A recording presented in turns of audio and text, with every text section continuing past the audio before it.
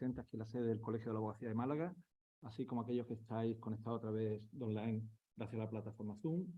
Desde la Comisión de Derecho Administrativo del Colegio de la Abogacía de Málaga vamos a iniciar hoy una actividad que confiamos poder celebrar trimestralmente. La actividad la hemos denominado Foro de Derecho Administrativo de la Abogacía de Málaga. Yo soy vuestro compañero Luis Merino, me ha encomendado el conducir esta actividad. Con el foro, lo que pretendemos es que periódicamente nos pongamos al día en las más recientes novedades, tanto legislativas como de jurisprudencia, relacionadas con el derecho administrativo. A tal fin, hoy, mediante un formato que pretende esencialmente ser ágil y dinámico, y que esperemos que dure menos de 90 minutos, pondremos un repaso de las normas y sentencias más destacables que se han publicado en el último trimestre de 2022. Para ello, nos hemos organizado en dos bloques. Un primer bloque, que durará unos 10 o 15 minutos, en la que un miembro del foro nos comentará las normas más destacables que se han publicado en el cuarto trimestre del año 2022.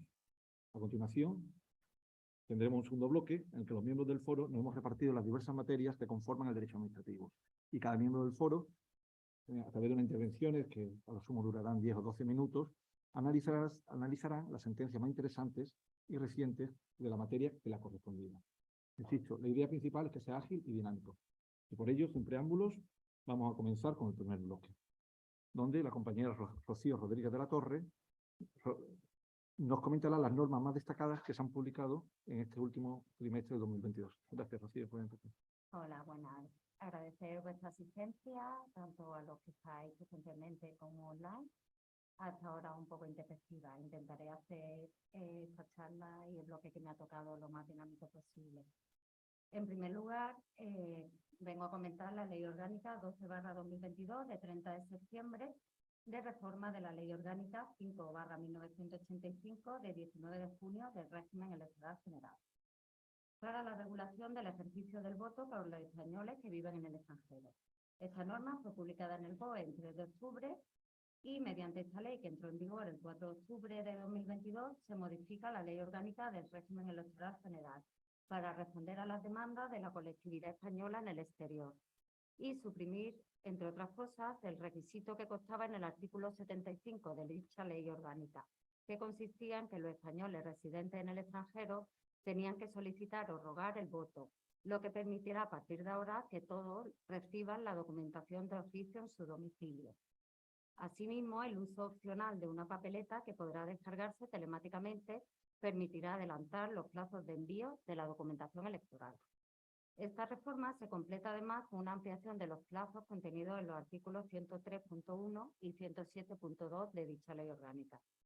Así, en el primer caso, se amplía de 3 a 7 el plazo de días para el depósito del voto en una urna y se mantiene la posibilidad de enviar el voto por correo postal a la oficina consular correspondiente, en caso de que el elector no pueda acudir a votar en la dependencia habilitada al efecto. La segunda modificación, que consiste en el cambio del artículo 107.2 de dicha ley orgánica, se amplía el plazo para la apertura de los votos emitidos desde el extranjero de 3 a 5 días, retrasando de esta forma en el mismo intervalo el plazo de escrutinio general y se refuerza finalmente como medida de garantía el sistema de identificación de los votantes en caso de voto por correo. Por otro lado, comentar la Ley 20/2022 de 19 de octubre de Memoria Democrática. Esta ley ha sido publicada en el BOE en fecha 20 de octubre de 2022 y, mediante esta norma, de acuerdo con su preámbulo, se pretende cerrar una deuda de la democracia española con su pasado y fomentar así un discurso común basado en la defensa de la paz, el pluralismo y la condena de todas formas de totalitarismo político, poniendo en riesgo el efectivo disfrute de los derechos y libertades inherentes a la dignidad humana. Esta norma, de forma expresa, reconoce y declara el carácter ilegal y radicalmente nulo de todas las condenas y sanciones producidas por razones políticas, ideológicas, de conciencia o creencias religiosas, producidas durante la guerra, así como las sufridas por esta causa durante la dictadura. Esta nueva ley reconoce el derecho a obtener una declaración de reconocimiento y reparación personal, así como el ejercicio de las acciones a que hubiera lugar ante los tribunales de justicia. Por otro lado, esta ley contempla la creación de un registro de víctimas, así como la elaboración de un censo estatal de víctimas de la guerra y de la dictadura. Se crea el Consejo Territorial de Memoria Democrática como órgano de cooperación para la articulación de la política de memoria democrática, así como la figura de un fiscal de sala que tiene por único objetivo la investigación de los hechos que constituyan violaciones de los derechos humanos y del derecho internacional humanitario.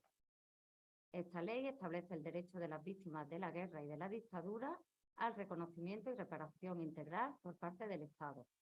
Por otro lado, regula el procedimiento de declaración de lugar de memoria democrática, su régimen de protección y su función conmemorativa, de homenaje, didáctica y reparadora. Por último, señalar que esta norma establece en su disposición adicional octava la posibilidad de adquirir la nacionalidad española en 3 supuestos. El primer supuesto es para los nacidos fuera de España, de padre o madre, abuelo o abuela, que originariamente hubieran sido españoles y que como consecuencia de sufrido exilio por razones políticas, ideológicas o de creencia u orientación sexual, hubieran perdido o renunciado a la nacionalidad española.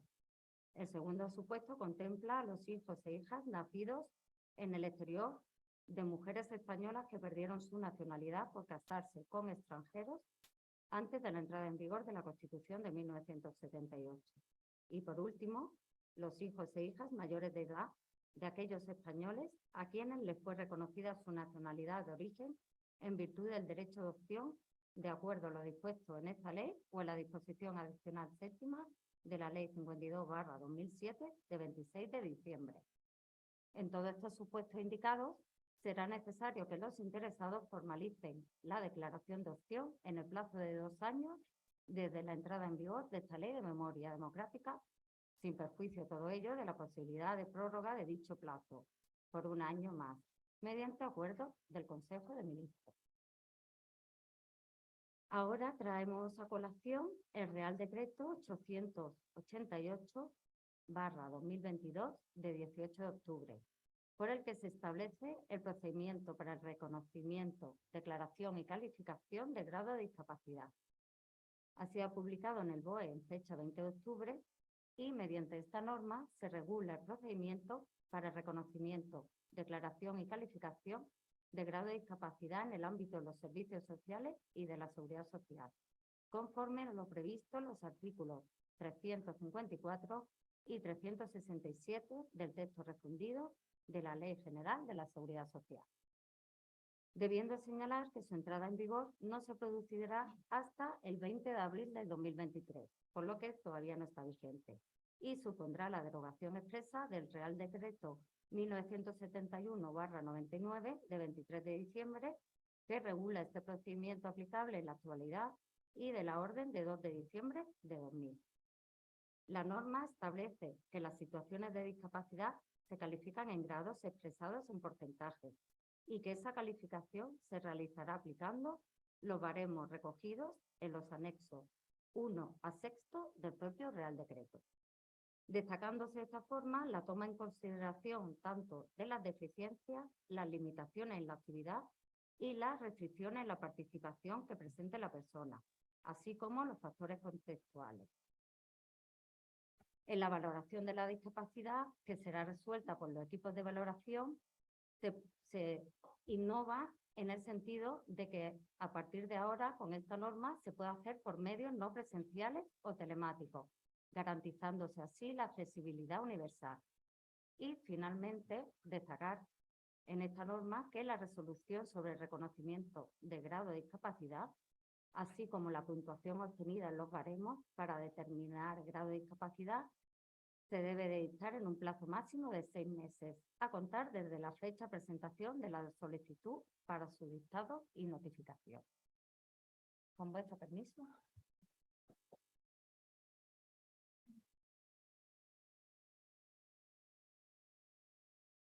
Por otro lado, señalar la Ley 28/2022, de 21 de diciembre, de fomento del ecosistema de las empresas emergentes, o como se le denomina también, la Ley de las Startups. La norma tiene como finalidad establecer un marco normativo específico para apoyar la creación y el crecimiento de empresas emergentes en España, dirigido de esta forma a fomentar la relocalización de estas en España, atraer talento y el capital internacional, así como estimular la inversión pública y privada en ellas, siendo estos algunos de sus objetivos. Se incluye para ello una serie de medidas que reducirán los obstáculos legales detectados para la creación y crecimiento de este tipo de empresas. En este contexto, la norma modifica diversas figuras relativas a la inversión y trabajo extranjero en España. Así, destacar especialmente la regulación de la residencia por teletrabajo de carácter internacional de los nacionales de terceros estados que estarán ahora autorizados a permanecer en España para ejercer una actividad laboral o profesional a distancia para empresas radicadas fuera del territorio nacional, y ello mediante el uso exclusivo de medios y sistemas informáticos, telemáticos y de telecomunicación. Así, en el caso de ejercicio de una actividad laboral, solo se podrá trabajar para empresas radicadas fuera del territorio nacional. Por el contrario, en el supuesto de ejercicio de una actividad profesional, se permitirá trabajar para una empresa ubicada en España, siempre y cuando el porcentaje de dicho trabajo no sea superior al 20% del total de su actividad profesional.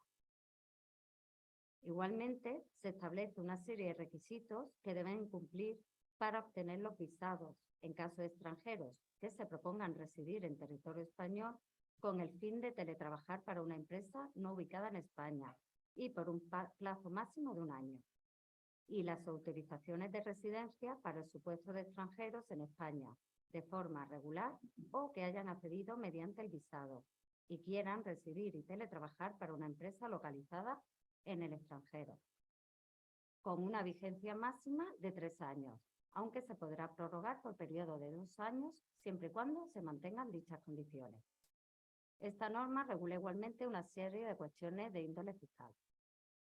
Señalar que para poder acogerse a los beneficios de esta ley es necesario obtener la certificación de empresa emergente, que será únicamente otorgada por la empresa pública Empresa Nacional de Innovación. Todo ello en un plazo máximo de 3 meses, por lo que se prevé el silencio positivo transcurrido dicho plazo, sin obtener una resolución expresa. Igualmente, señalar que esta ley prevé la creación de este tipo de empresas en lo que se denomina un solo paso, esto es, mediante el otorgamiento de un número de identificación fiscal, de forma que las startups cumplirán con los requisitos para su válida constitución con posterioridad a su creación.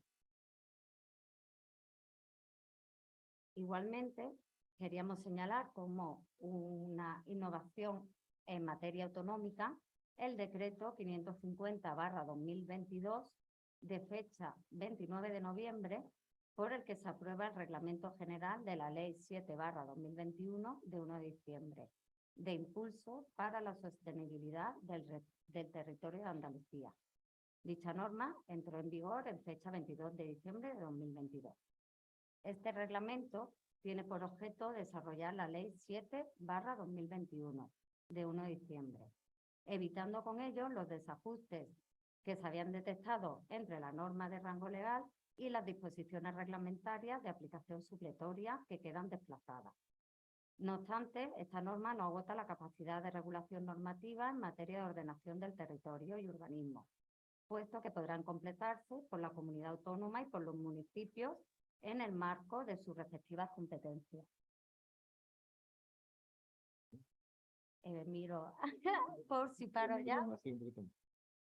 Señalar que en este reglamento, donde se configura la ley, consta de 430 artículos, estructurados en 9 títulos, además de un título preliminar, 4 disposiciones adicionales, 12 disposiciones transitorias y una disposición final, junto con un anexo de definiciones. En su título preliminar se contiene como novedad la creación de las entidades urbanísticas certificadoras. Es un nuevo instrumento de colaboración público-privada que da soporte a los ayuntamientos. Estas entidades podrán colaborar con las administraciones locales en la labor de verificación y control. También incorpora este título preliminar la figura del agente urbanizador. Crea el registro de entidades urbanísticas certificadoras de Andalucía y se refiere al derecho de participación ciudadana. El título primero de este reglamento contiene la regulación del régimen del suelo, que clasifica en urbano y rústico, la ordenación legal de directa aplicación y los usos y actividades en suelo rústico. Respecto a este, incluye las actuaciones extraordinarias sobre el mismo, concretando las condiciones que dan lugar a la formación de nuevos núcleos de población, así como los parámetros que posibilitan la implantación de viviendas unifamiliares, no vinculadas a otras actuaciones de suelo rústico. El título segundo regula el régimen de las actuaciones de transformación urbanística, incluyendo la propuesta de delimitación y ordenación de las actuaciones de transformación urbanística, las actuaciones de transformación urbanística en suelo urbano y en suelo rústico y, por último, los aprovechamientos urbanísticos. Por su parte, el título tercero desarrolla la ordenación territorial, detalla sus principios, objetivos y directrices generales, con referencia expresa a la protección del litoral y del paisaje. El título cuarto se ocupa de la ordenación urbanística, estableciendo las determinaciones e instrumentos de la misma, junto con los instrumentos de ordenación urbanística, distinguiendo entre general, detallada y complementarios. Por su parte, el título quinto contempla la ejecución urbanística, que tiene por objeto la materialización de los contenidos de los instrumentos de ordenación urbanística. En esta materia, el reglamento se refiere a los instrumentos y técnicas de ejecución. Ejecución mediante gestión indirecta, ejecución de la urbanización, coordinación en la tramitación de los instrumentos de ordenación y de la coordinación de las actuaciones de ejecución.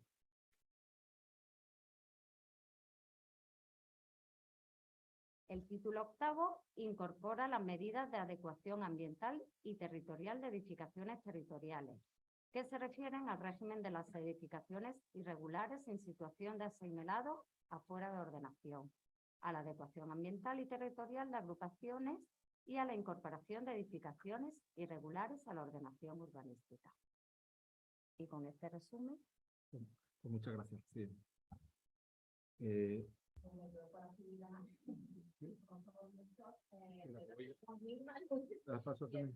No, de todas formas, un momento, es que ahora la cámara no te está enfocando, pero un momento antes de empezar, María José, para los que estéis online, ahora entramos en el segundo bloque, donde vamos a analizar las sentencias más destacadas del cuarto trimestre de 2022, ya hemos terminado el bloque del tema de las normas más interesantes. Si alguno de los que están online quieren que una de las sentencias que se van a mencionar, quieren que se les facilite completa, a través del chat, lo que tiene que indicar es su correo electrónico y la sentencia que se haya nombrado, y a lo largo de la semana se lo enviaremos. Solamente. Y ahora va a empezar a hablar la compañera María José Mengalde. Pues saludaros a todos, habéis recibido una tarde de honra y estupenda para estar aquí.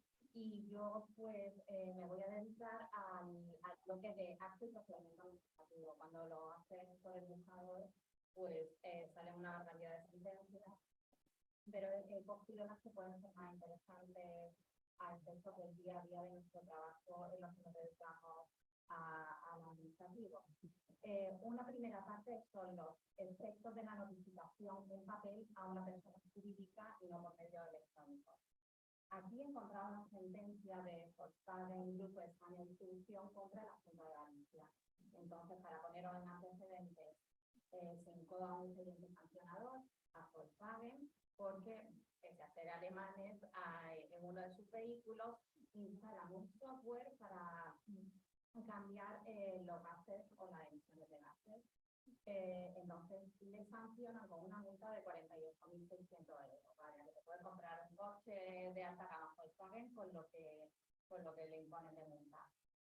¿Qué ocurre?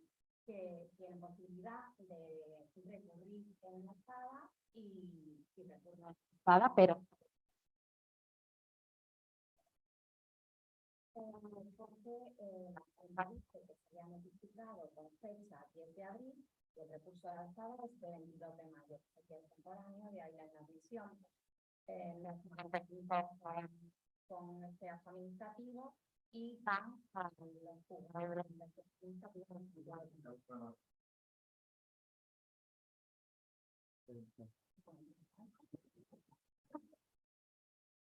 ¿En cambio? Perdón. Se lo sabe muy bien, ¿no? ¿No te has escuchado nada? Pues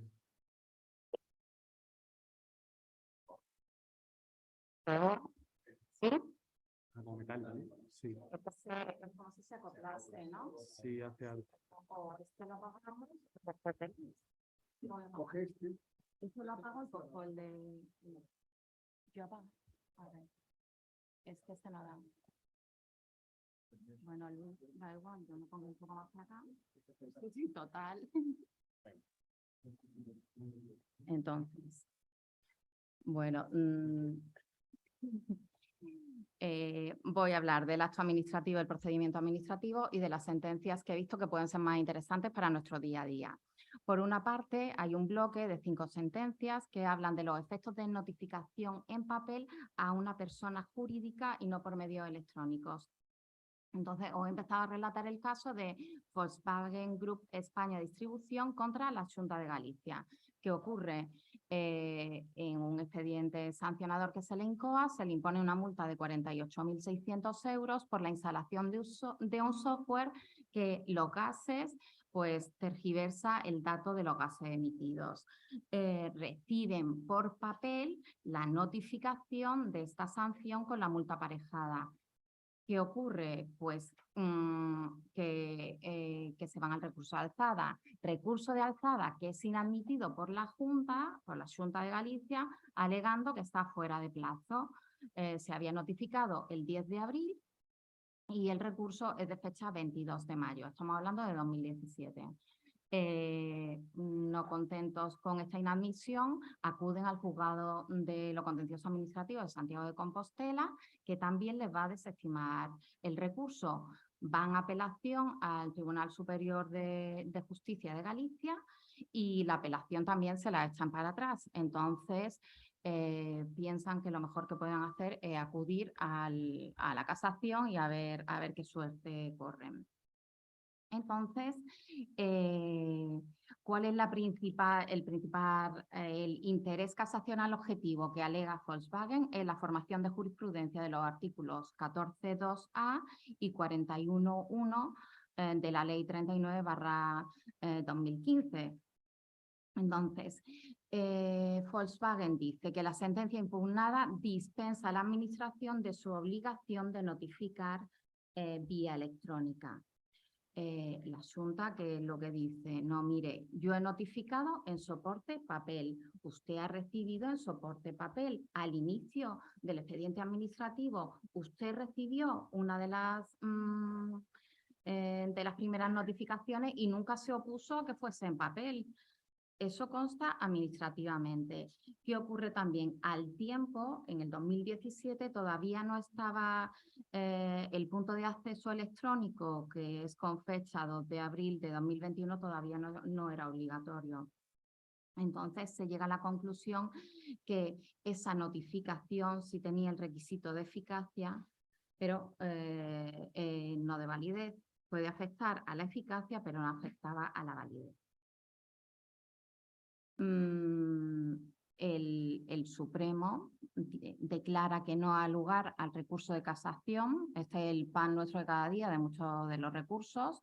Aclara en su fundamento jurídico tercero que no cabe tachar de inválida la notificación en papel a una persona jurídica, con lo cual el interés casacional o la formación de jurisprudencia que se podía haber realizado de los artículos 14.2 y del 41.1 de la Ley 39/2015, nos quedamos sin ella. Y lo que dicen, porque hay 5 sentencias similares con el mismo tema, todas provienen de sancionadores, provienen de la Xunta. Lo que dice es que no procede la formulación de una doctrina general, dado que nuestra respuesta queda vinculada a las circunstancias del caso que se examina. Pues bueno, me ha parecido interesante. No se imponen tampoco las costas al grupo Volkswagen, sí se quedan las que hay en las anteriores, tanto en el juzgado de lo contencioso como en el TSJ. Y bueno, ya lo sabéis. que si tenéis alguna persona jurídica y se le notifica en papel, pues darle una vuelta a la hora de presentar alegaciones. Eso por una parte. Bueno, tengo las sentencias de los distintos ponentes que quedan a disposición de los que estáis aquí, de los que estáis online, así que, como ha dicho Luis, lo ponéis en el chat y se os mandan todas. Y luego os voy a hablar de la siguiente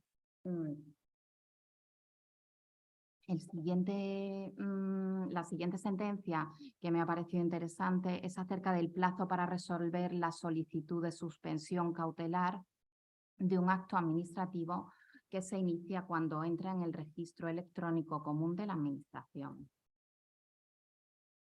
Esta sentencia también tiene que ver con la función pública, por eso el compañero que luego, Benchi, que le he pedido permiso si la podía usar, porque también, por supuesto, sí que habla de la administración electrónica y del cómputo del plazo. También aquí el recurrente es don Remigio y va contra la Dirección General de Función Pública. Se plantea ante el Tribunal Supremo si la fecha de presentación de la solicitud en el Registro Electrónico General de la Administración del Estado es la que se debe tener en cuenta como dies a quo a la hora de computar los plazos previstos en la correspondiente normativa para dar lugar a la suspensión del acto administrativo, es decir, cómo computo yo el plazo.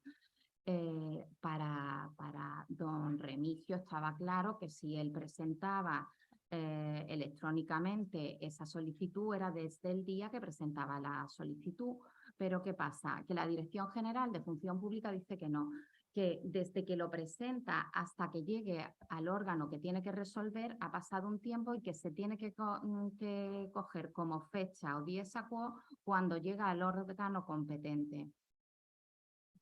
Remigio no está contento con lo que le dice la Dirección General y acude al juzgado y posteriormente acude al Supremo.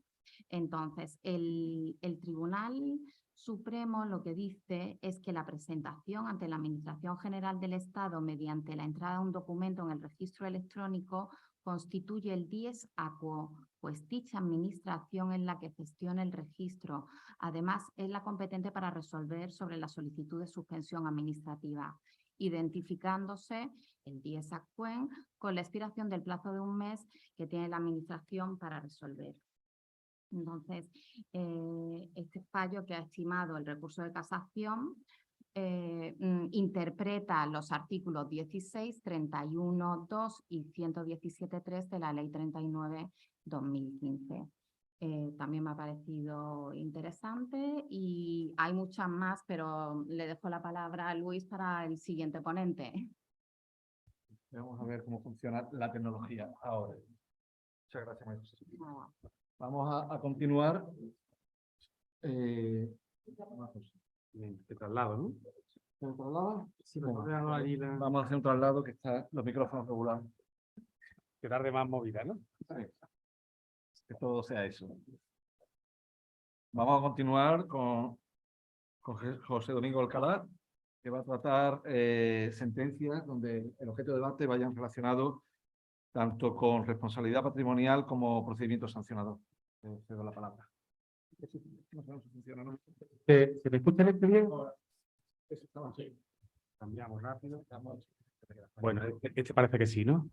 Bueno, pues lo primero es dar las gracias, como no, al colegio, el Ilustre Colegio de Abogados de Málaga, por esta invitación a formar parte de un foro tan experto, tan cualificado y donde, pues hombre, no voy a negar que tengo mi parte emocional porque antes de ser secretario de Administración Local y antes de ser funcionario público, pues me colegié, estuve colegiado un pequeño tiempo en este colegio, así que siempre le he tenido un especial cariño y afecto y ellos saben que me tienen para lo que crean oportuno. Dicho esto, enhorabuena por el éxito de la convocatoria, que una materia como el derecho administrativo a las 4 de la tarde pues tenga casi 200 personas en vilo, demuestra que está muy vivo, ¿no? El derecho administrativo que despierta especial interés, así que creo que habéis acertado. Bueno, y como dice que la brevedad es el manjar de los jueces, pues también la brevedad es el manjar de los cursos. Voy a intentar ser muy diligente en las dos sentencias que voy a tratar de explicar. En el caso de mi persona se me atribuye la responsabilidad patrimonial, por un lado, y el procedimiento sancionador, o el ejercicio de la potestad, mejor dicho, sancionadora de la Administración. Empezamos con una primera sentencia del Supremo de fecha 8 de noviembre de 2022, referencia a ECLI 2022-3999. Como decía el Tribunal Supremo, el recurso del número 6834-2021 y el ponente es don Venceslao Francisco Lea Godoy. En este caso, la auto de admisión del recurso de casación establecía que la cuestión que presentaba interés casacional objetivo para la formación de la jurisprudencia consiste en determinar el 10AQ, otra vez estamos aquí en este tema tan interesante de los plazos, del cómputo de los plazos, esto que nos enseñan siempre en la Facultad de Derecho, ¿no? Cuidado con los plazos, lo primero que tenemos que mirar son los plazos, ¿no? Pues demuestra esta sentencia la importancia de verificar esto respecto al plazo de prescripción de la acción de responsabilidad patrimonial derivada de la anulación judicial de un acto administrativo de concesión de subvención. Como relataremos en los antecedentes fácticos de la sentencia, la sección sexta de la Sala de lo Contencioso de la Audiencia Nacional dictó la sentencia de 20 de mayo de 2021 que desestimaba el procedimiento ordinario 290-18 entablado por un pequeño municipio que se llama Ayuntamiento de Higüeña, de unos 1.100 habitantes aproximadamente, y un presupuesto que no supera los 2 millones de euros.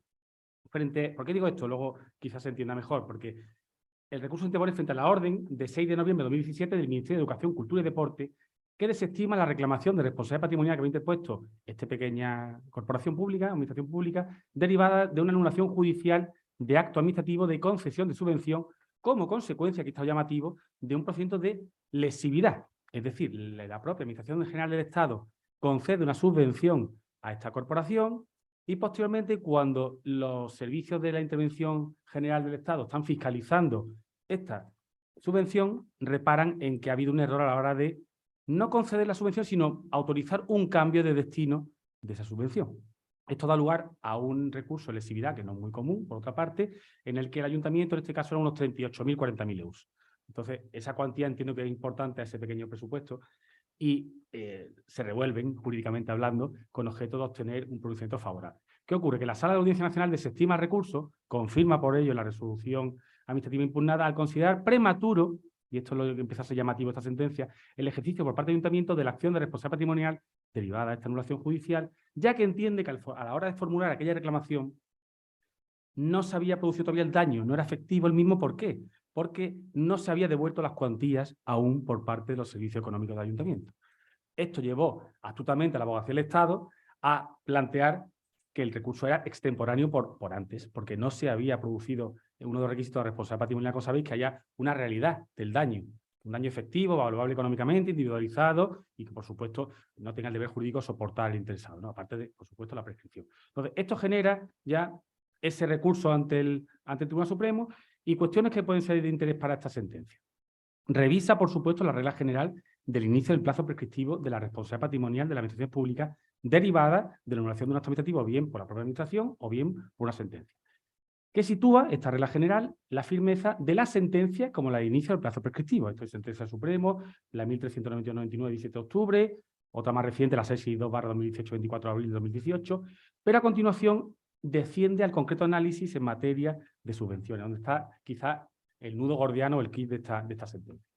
Es el fundamento jurídico tercero, para el que quiera ir ya directamente, el que analiza que con base al artículo 36 de la Ley General de Subvenciones surge la deuda por devolución de las cuantías desde la firmeza de la resolución o sentencia que declare la nulidad o anulabilidad, lo cual comporta, por lo tanto, que desde el momento que se hace efectivo ese daño, que es esa sentencia, hay una devolución ope legis.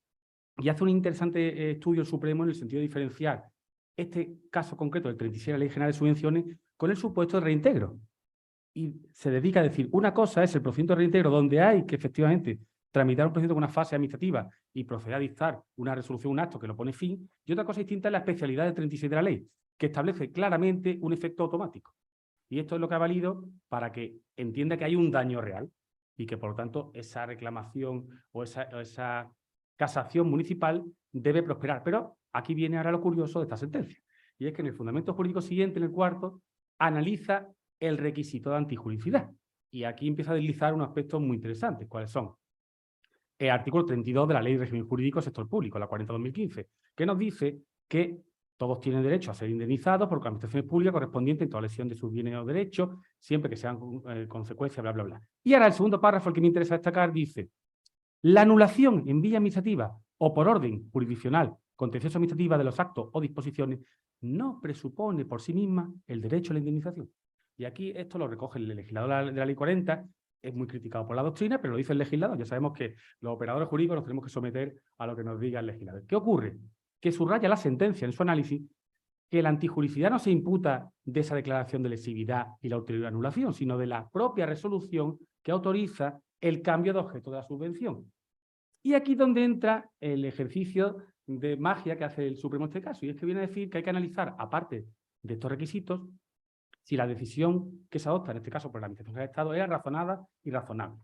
Y viene a decir que sí, que en este caso la decisión adoptada por parte del Estado era razonable y razonable. Pero también trae a colación el análisis necesario de la concurrencia de la posible culpa que haya tenido, en este caso la corporación, con su comportamiento. Y en este concreto supuesto llega a la conclusión, y es llamativo, que hay un ejercicio de la confianza legítima de la buena fe contrario a los cánones exigibles por parte de la corporación, que bien podía haber comunicado las circunstancias que concurrían a la Administración General del Estado y no lo hizo, aun alegándolo el abogado de la corporación en su demanda, como destaca el Supremo un poco tirándole de la orejilla. Y en este caso, ¿qué ocurre? Que admite la casación, pero desestima la responsabilidad patrimonial en este concreto supuesto. O sea, por eso digo que esta sentencia tiene unos aspectos muy interesantes, aspectos de la doctrina, por un lado, pero luego defiende, ahí está también su interés adicional, en la antijuridicidad. Y recuerda esos cánones mínimos exigibles para que haya una responsabilidad patrimonial. Insisto, muy importante ese artículo 32, porque en muchas ocasiones el jurista que se enfrenta a la administración tiene un acto, un acuerdo anulado y considera que tiene ya el camino expedito a esa responsabilidad patrimonial. Y eso no es así automáticamente, por lo menos no hay un automatismo pelegis que lleve a esto.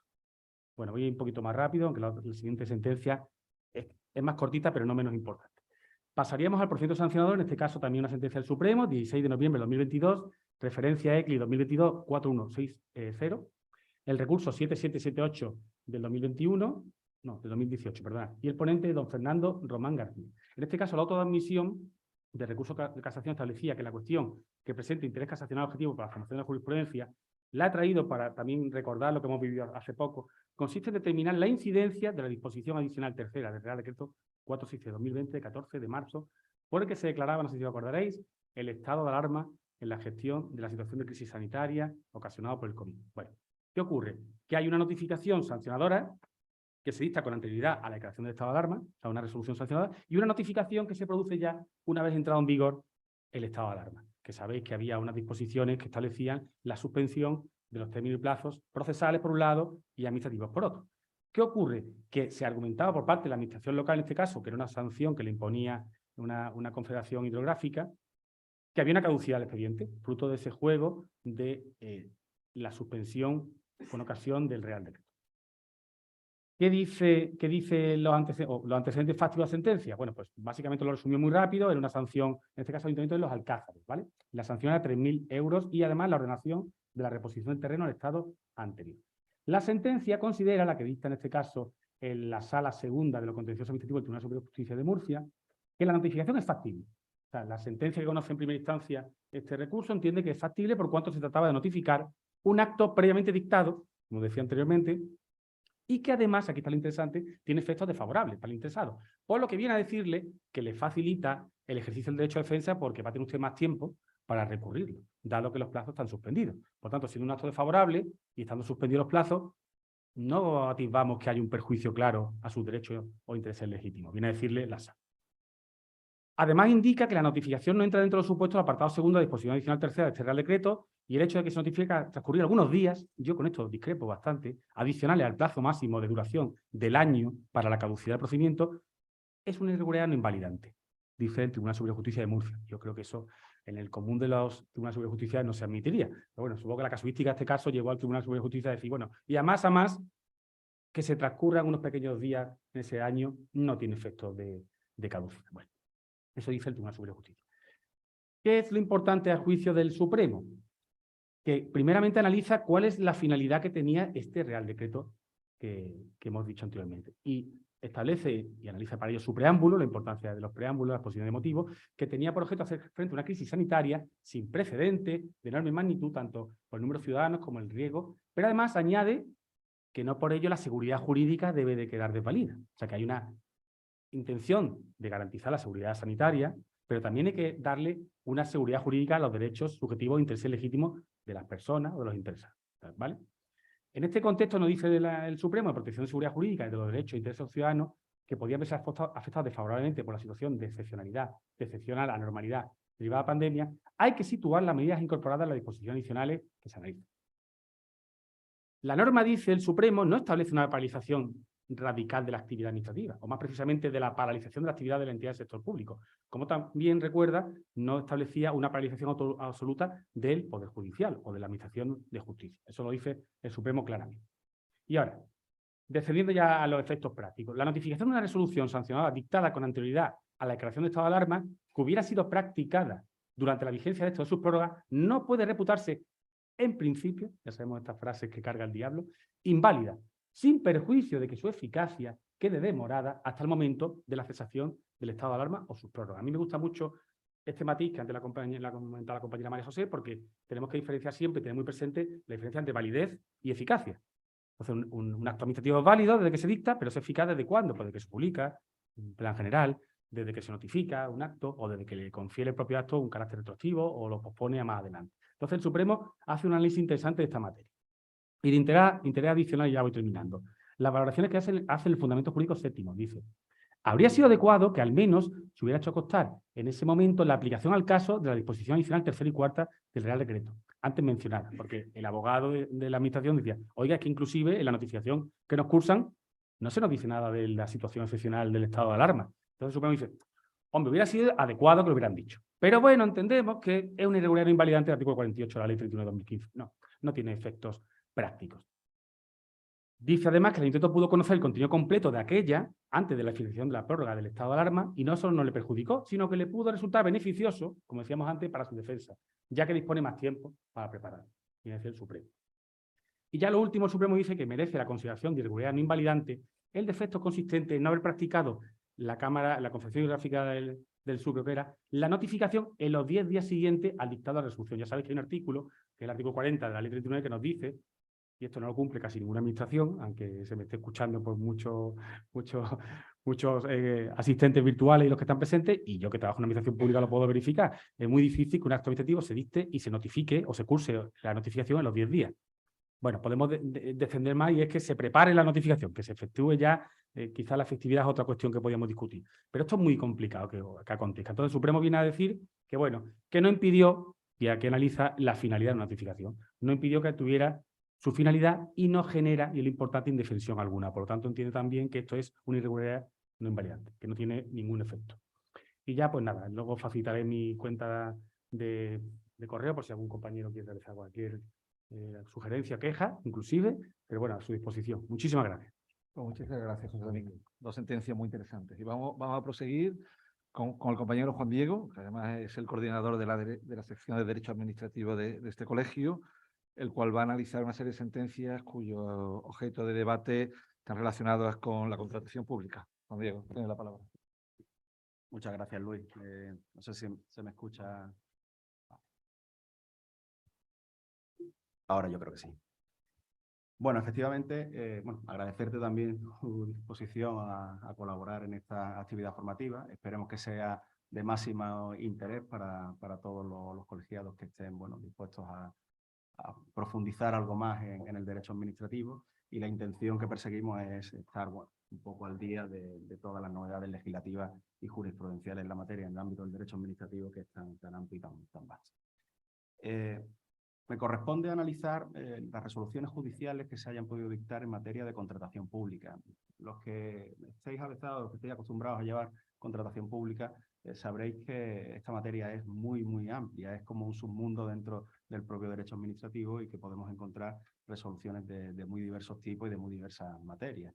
vamos a poder encontrar algunas de ellas que pueden estar relacionadas con el ámbito del procedimiento administrativo o con el derecho administrativo, teoría general, y otras mucho más específicas y exclusivas de contratación pública, como por ejemplo en materia de capacidad, solvencia, criterios de adjudicación o el propio procedimiento de licitación. Yo he seleccionado, entre todas las resoluciones que he podido analizar, 2 de ellas. En una he de confesar que he sido un poco indisciplinado y no he seguido el criterio del último trimestre del ejercicio 2022 y lo he hecho pues, por puro romanticismo. Se refería a una sentencia de un asunto en el que yo había intervenido en la instancia y me parecía interesante además comentarla. Y otra, que sí ya es estrictamente relacionada con la materia que nos ocupaba, se refiere a la repercusión o a efectos de considerar el cálculo del impuesto sobre el valor añadido en la determinación de los intereses de demora en el pago de las certificaciones de las facturas derivadas de los contratos de obra, servicio o suministro. Empezando por la primera de ellas, la sentencia se trata de la de 21 de diciembre de 2021, está dentro del último trimestre, pero bueno, es del año anterior, y es una sentencia que resuelve el recurso de casación 5.676 del año 2020. ¿Dónde estriba la importancia de esta sentencia? Bien, fundamentalmente en que va a deslindar los conceptos entre responsabilidad patrimonial de la administración y responsabilidad contractual derivada de un contrato administrativo o de un contrato público. Para empezar a analizar la sentencia, creo que es de interés fijar cuál es la cuestión que, según el auto de admisión del recurso de casación, se determinó como relevante a efectos de determinar el interés casacional objetivo.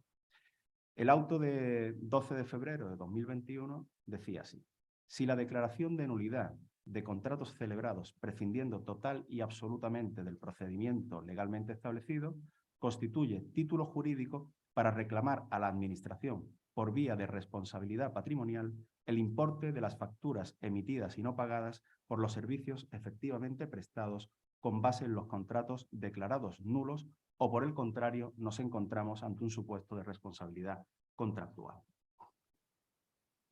Para entender la doctrina que se fija o que se entiende que se va a analizar en el auto de admisión, hay que remontarse a los antecedentes del procedimiento. ¿Cuáles fueron?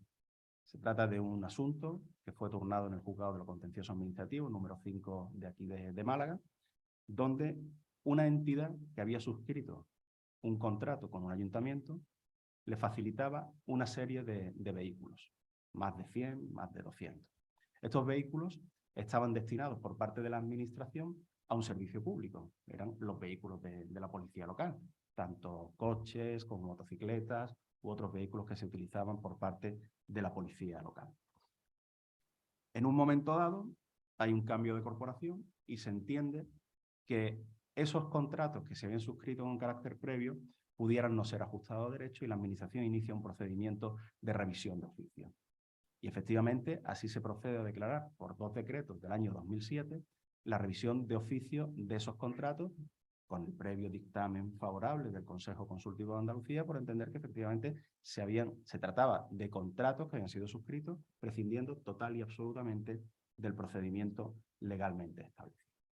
Ante esta situación, el titular, la empresa contratista de la Administración presentó ante el Ayuntamiento una reclamación de responsabilidad patrimonial.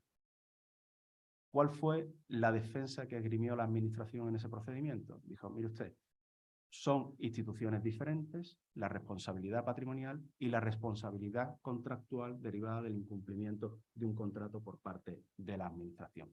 Se apelaba a que se trataba de 2 instituciones cuya naturaleza jurídica era diferente, cuyos presupuestos para entender que se producía una responsabilidad eran distintos. En un caso, la responsabilidad patrimonial, como ha comentado anteriormente José Domingo, tenía que darse unos presupuestos, mientras que en el ámbito de la responsabilidad contractual, pues parecía que por el mero incumplimiento del contrato podría derivarse esa obligación de abonar esa factura o esa indemnización.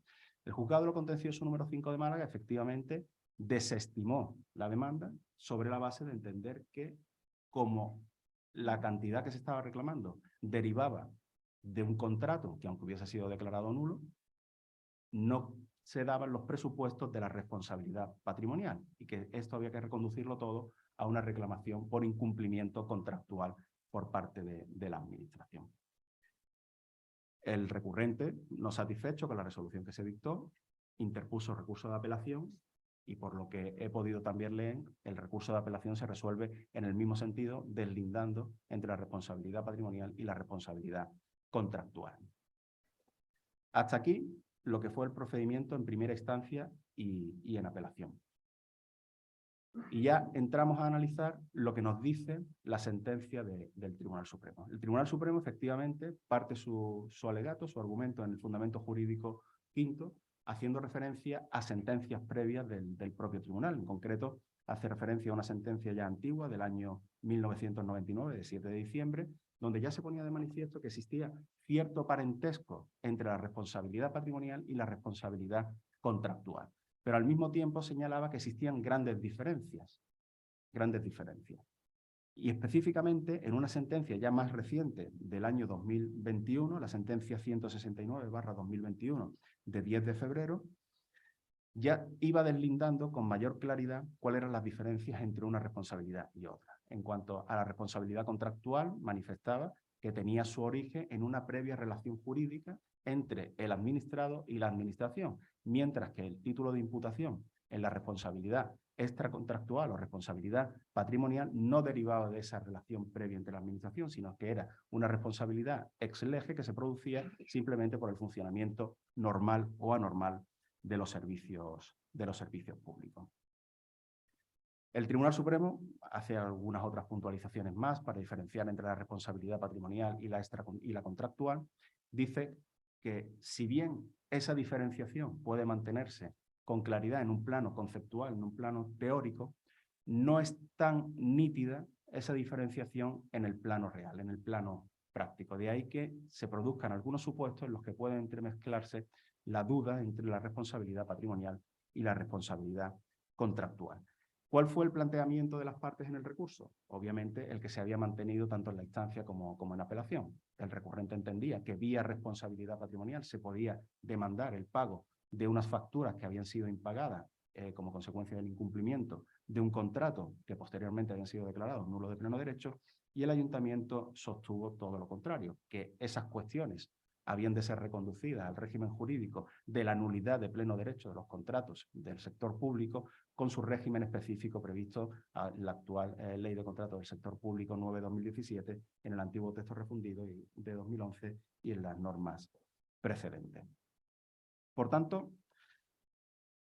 el Tribunal Supremo, ya cuando entra a analizar el recurso de casación en concreto, entiende que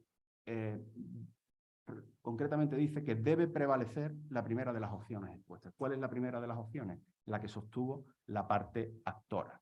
Y en base a esa situación, sienta la siguiente doctrina que constituye el pronunciamiento de la sentencia.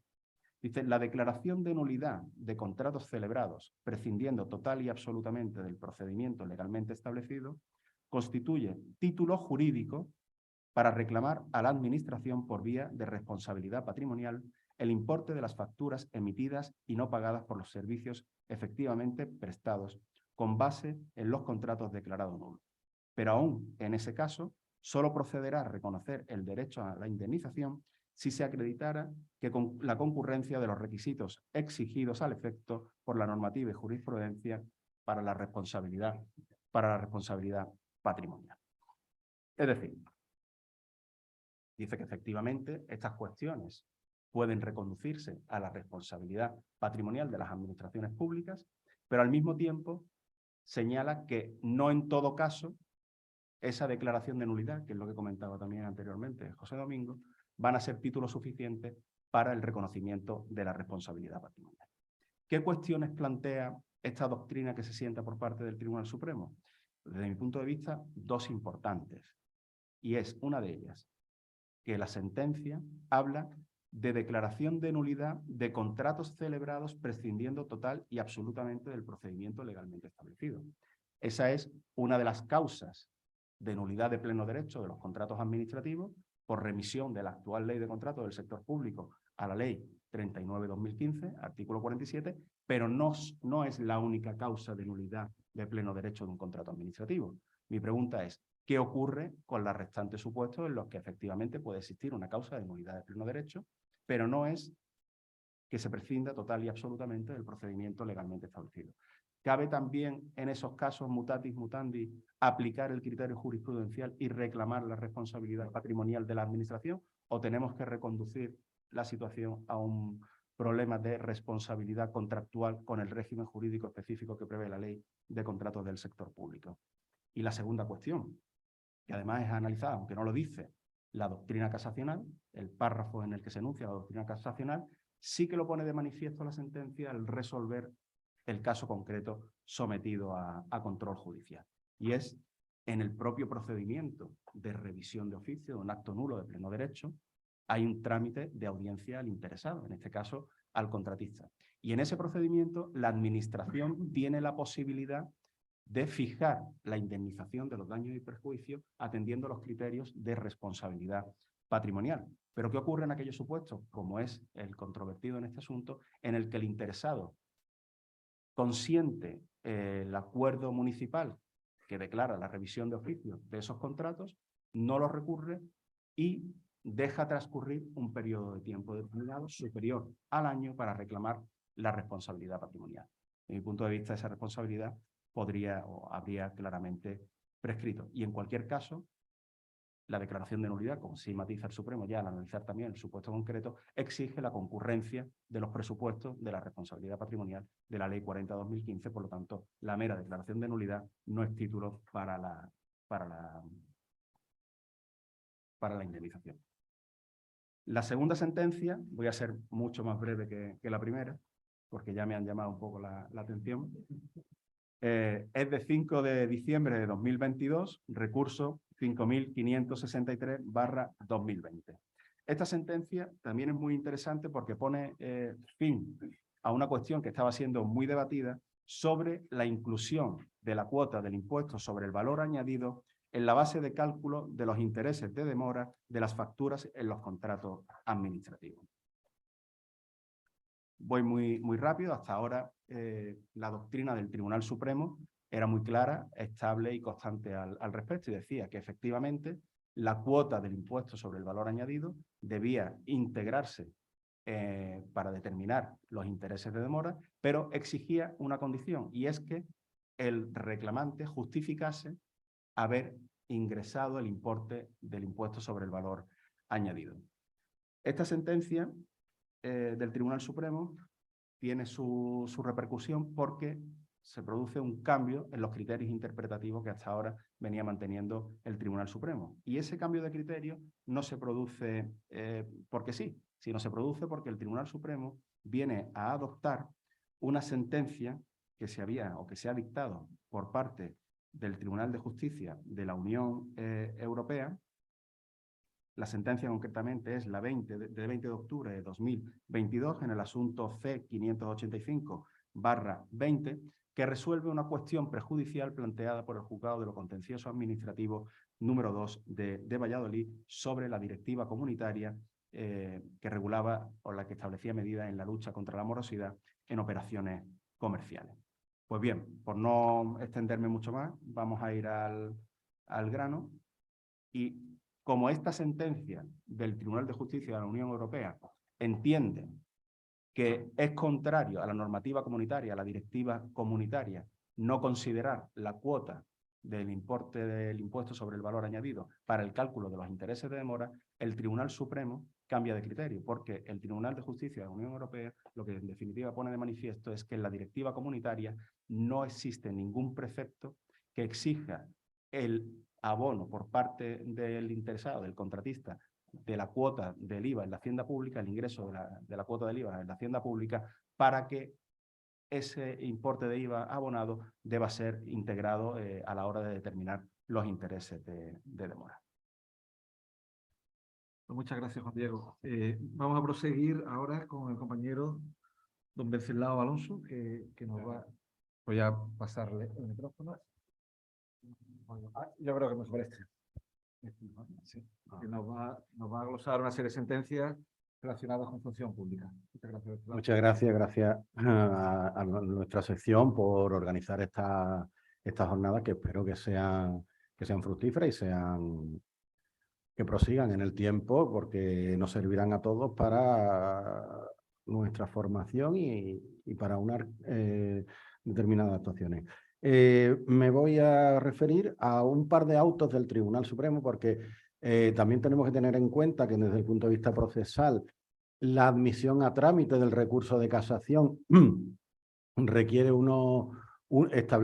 tiene unos requisitos muy estrictos y muy restrictivos que hacen necesario un pronunciamiento muy preciso sobre aquello que se pretende llevar al Tribunal Supremo. En ese sentido, voy a citar en un auto del Tribunal Supremo 15.563/2022, que establece que sí, como cuestión de interés casacional, sí, para ser admitido a concurso de profesor ayudante doctor, es suficiente presentar la autorización para el ejercicio de una profesión titulada, una profesión universitaria, concretamente la de arquitecto, o hay que contar también con la acreditación para ejercer como profesor. Y además en este caso se había obtenido la titulación universitaria en el extranjero. Por tanto, se plantea si es necesario obtener tanto la acreditación para profesor, además de la titulación específica de la carrera de que se trate. Como digo, es el auto 15.563 de 2022. Otro auto de admisión de la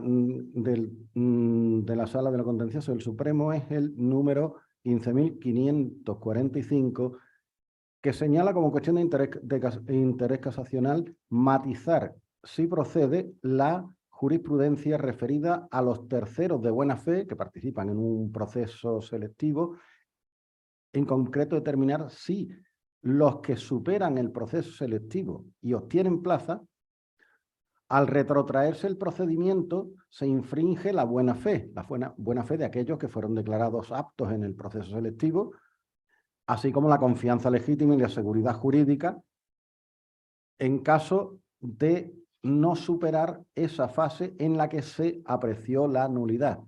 Es decir, estamos hablando de unas personas que siguieron adelante en el proceso selectivo, fueron declarados aptos. Lo que ocurre es que con posterioridad las sentencias declaran nulo ese proceso. Entonces, ¿qué ocurre con esa gente que aprobó el proceso selectivo y se supone que de buena fe, en virtud de la confianza legítima en la actuación de los poderes públicos, siguen o no adelante con su nombramiento y lógicamente con el desarrollo de su profesión?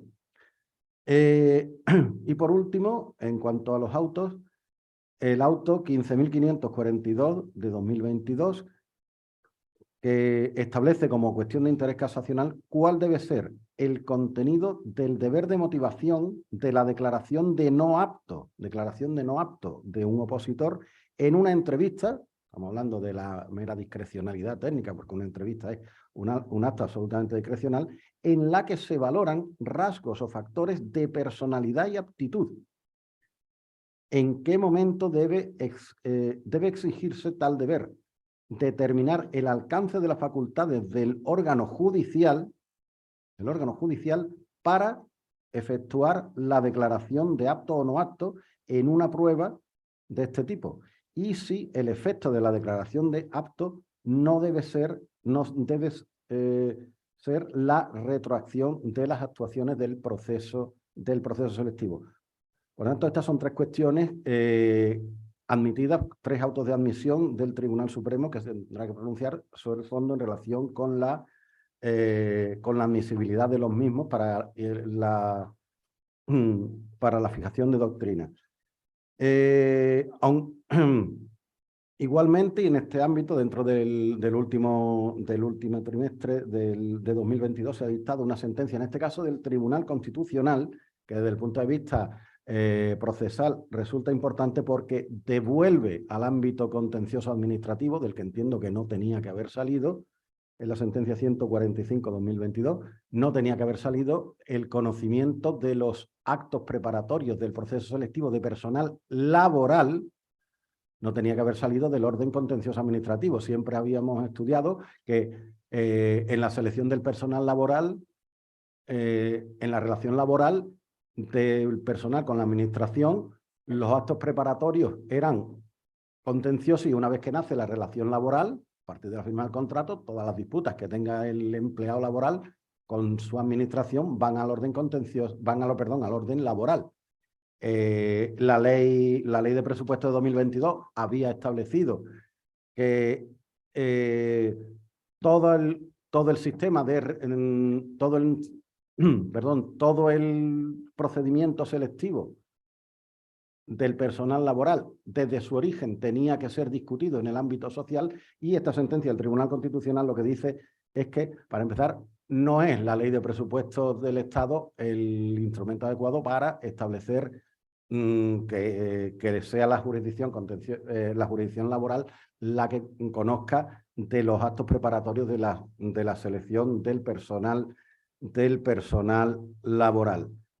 Y luego, ya en relación con sentencias del Tribunal Supremo últimamente, en este último trimestre de 2022, voy a citar brevemente un par de ellas, que son la sentencia de 27 de octubre de 2022, que establece una cuestión en relación con ¿qué disponibilidad debe tener un funcionario del Cuerpo Nacional de Policía destinado en la unidad de familia y atención a la mujer? Es decir, estamos hablando de un grupo específico de la Policía Nacional destinado a mujeres sometidas a violencia de género, y si esa disponibilidad y el tener permanentemente el teléfono móvil disponible debe ser, como reclamaban los funcionarios demandantes, debe ser objeto de una retribución específica. Y en este sentido el Tribunal Supremo declara que no. Tenemos que tener en cuenta que las retribuciones del personal funcionario se dividen en básicas y complementarias. Las básicas son sueldo y trienio, las complementarias, complemento de destino, complemento específico en su caso, es decir, legalmente no todos los puestos de trabajo deberían tener complemento específico, salvo que, lo que ocurre es que luego, en realidad, a todos los puestos, por una cosa o por otra, se le adjudica el complemento específico, salvo que, digo, tengan dificultad técnica, dedicación, responsabilidad, incompatibilidad, peligrosidad o penosidad.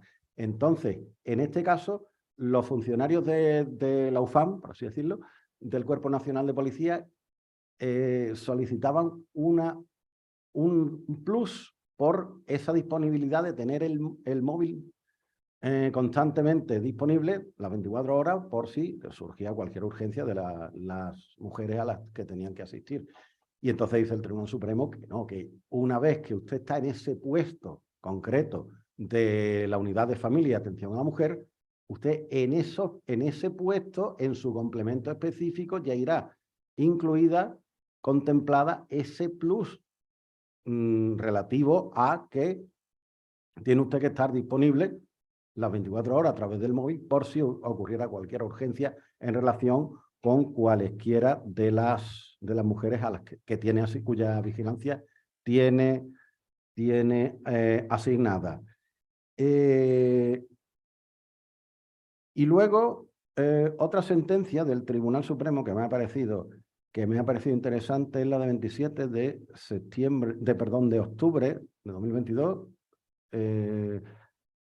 la sentencia 3886, cuyo fundamento jurídico sexto, que es donde da respuesta a la cuestión de interés casacional objetivo, dice así: la respuesta a la cuestión de interés casacional es la siguiente. A la vista de la jurisprudencia consolidada, la respuesta es que los actos administrativos que ponen fin, también estamos hablando de proceso selectivo, lógicamente, que ponen fin a un proceso selectivo, declarando derechos en favor de los interesados y dictados en sustitución y desarrollo de otros previos que fueron anulados judicialmente y que determinan la exclusión de aspirantes de aquel, comportan eficacia retroactiva a los efectos del artículo 39.3 de la ley 39/2015, lógicamente. Y ello de manera que, primero, puede entenderse que en estos aspirantes concurren los supuestos de hecho necesarios, ya que a la fecha, presupuestos de hecho necesarios, ya en la fecha a que se retrotraiga la eficacia del acto. Y en segundo lugar, debe tener la misma posición jurídica que los demás aspirantes que superaron el mismo proceso selectivo. Yo, por ejemplo, tengo ahora un caso en el que un opositor se presentó a una convocatoria, aprobó el primer examen, aprobó el segundo, y el tercero, que era de desarrollo discrecional, estamos hablando del cuerpo de gestión de la Administración de Justicia. Este hombre participó por el turno de personas con discapacidad y en el último examen, el examen, como digo, era de desarrollo, 2 temas durante 2 horas, uno sobre función pública, otro sobre las instituciones de la Unión Europea. El tribunal calificador le suspende, había que sacar 50 puntos, le suspende con un 48,8 y además deja sin cubrir una de las 3 plazas de discapacidad. Y en la respuesta, y por eso aquí va lo de la necesidad de motivación, en la respuesta que le da el tribunal a su escrito de alegaciones, le dice simplemente: su examen está incompleto y tiene errores. Vamos a ver, cuando se está ejerciendo el derecho fundamental de acceso a la función pública y se solicita del tribunal calificador que se emita, que se dé una respuesta, se dé una razón a por qué es suspendido, hay que decir algo más, hay que decir mucho más, y en eso enlaza esta sentencia, que ese simple, su examen está incompleto y tiene errores. Si mi examen está incompleto, tiene usted que decirme qué me ha faltado. Y si mi examen tiene errores, tiene usted que decirme, pues mire usted ha confundido esto con lo otro. Usted dice que el plazo del recurso contencioso administrativo son 6 meses cuando son 2. Es decir, tiene que motivar. Y esa falta de motivación genera indefensión en la persona y puede dar causa, y así lo hemos alegado ante el Tribunal de Justicia, a la nulidad de la actuación. Entonces, mi representado ya ha aprobado en la siguiente convocatoria, ya ha aprobado, ha conseguido plaza, pero lo que reivindicamos es que, puesto que no ha habido una motivación por parte del tribunal calificador,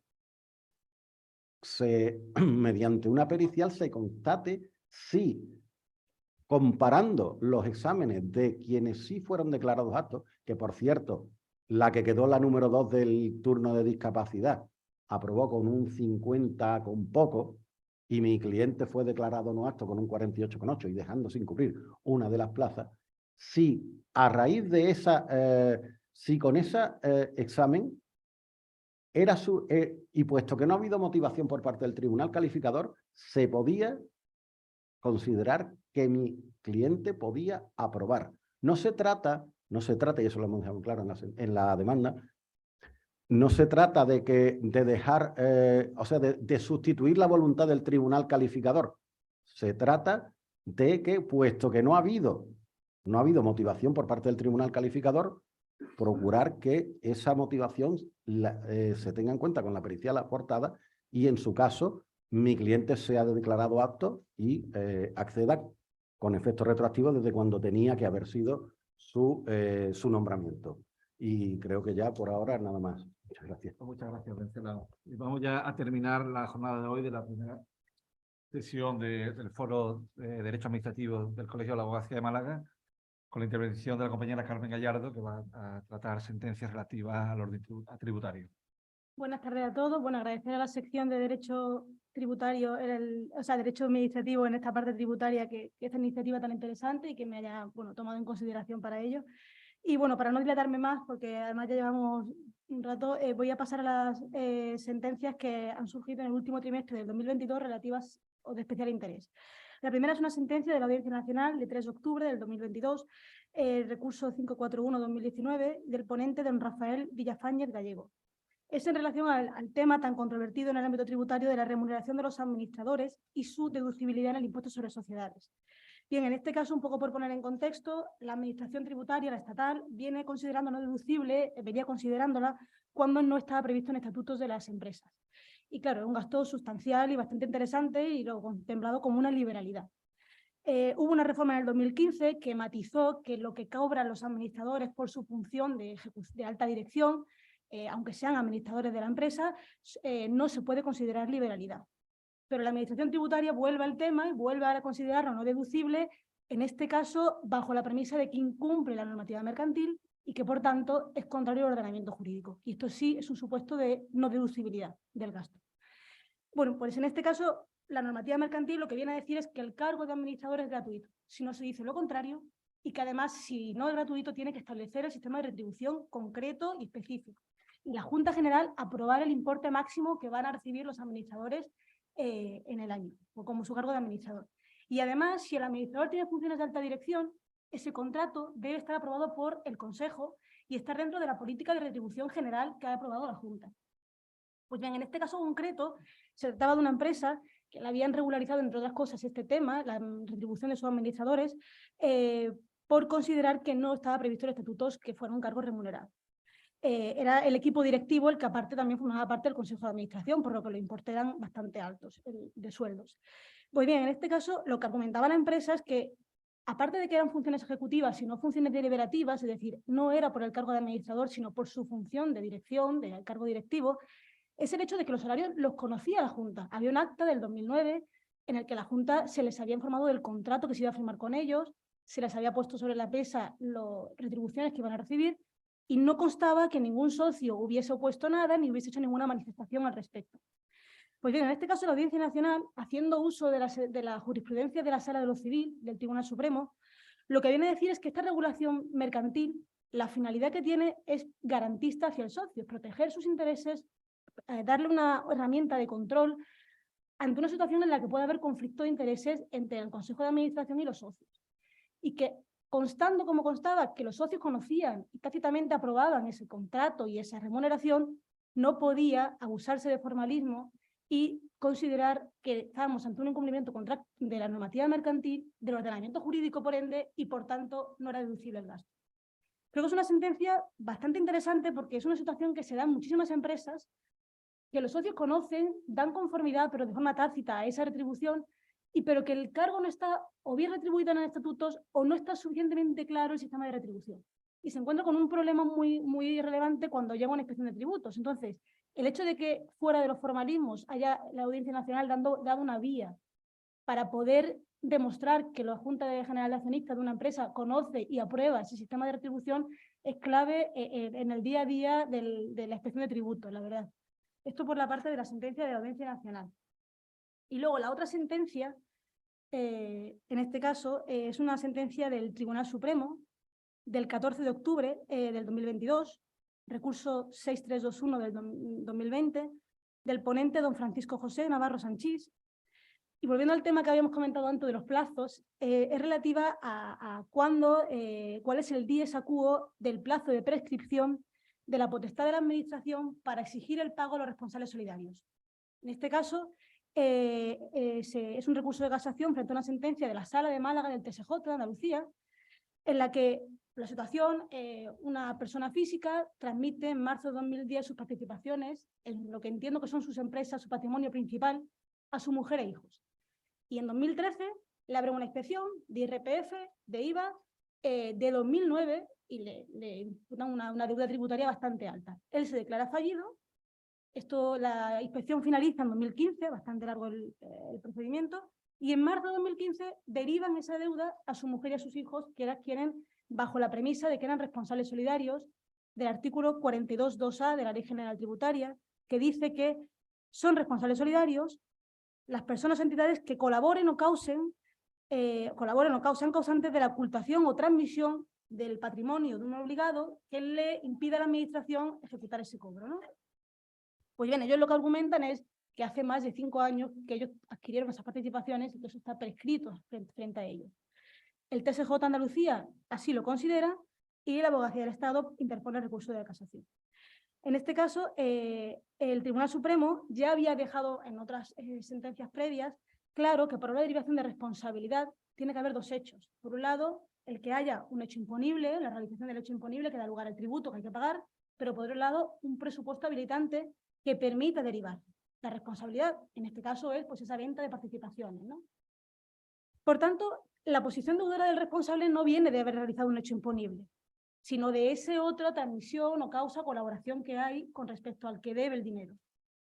Y es evidente que el plazo de prescripción tiene que computarse respecto de esa primera acción de transmisión, ¿no?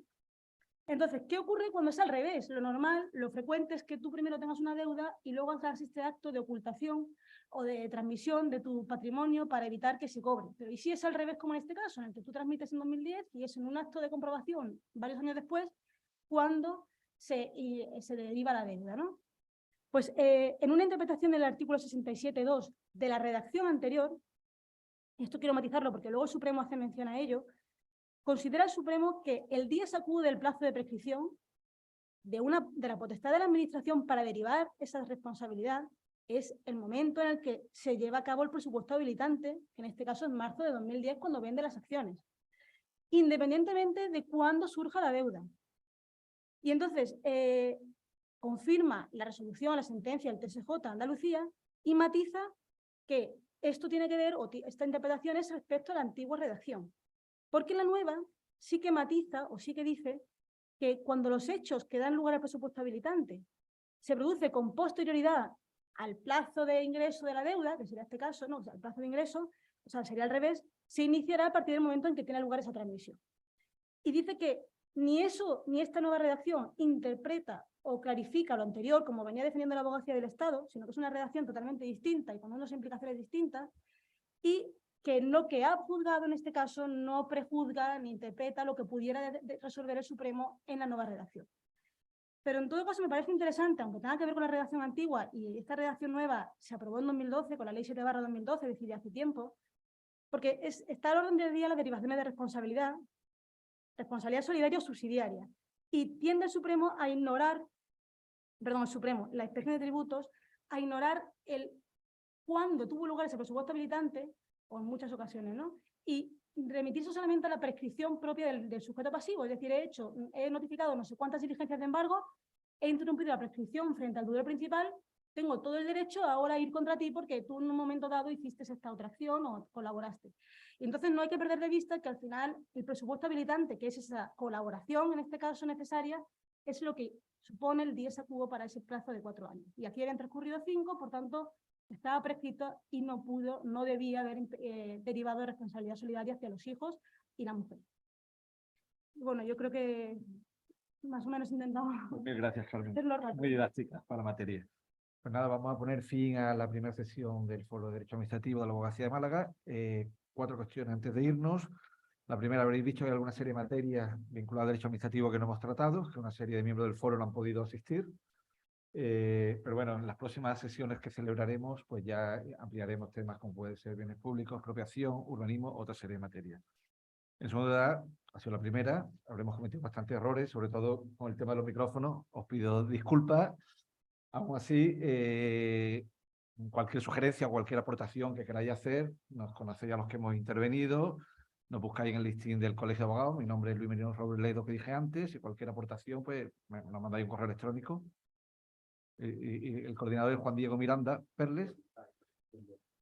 Parece ser que existe en la web del colegio una dirección del coordinador que se puede mandar correos electrónicos. Y lo tercero, vamos a enviar a todos los que estáis online un boletín muy interesante, que es el boletín de Gabinete Técnico del Tribunal Supremo de diciembre de 2022, que es un boletín de 90 y tantas páginas en las que se citan las sentencias muy importantes que se han dictado en el último trimestre de 2022, así como los autos de admisión realizados en ese periodo. Y finalmente, la siguiente sesión, Dios mediante, será el 10 de abril. Si os pedimos que si podéis asistir presencialmente, yo creo que es mucho más interesante que a través de online. Y con esto ya ponemos fin a la sesión.